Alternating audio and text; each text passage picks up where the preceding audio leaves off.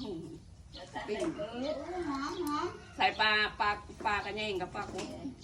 ปลาเนื้ออ่อนถ้าใส่หลังปลารสกระใส่เป็นพรมเลยนานเปื่อย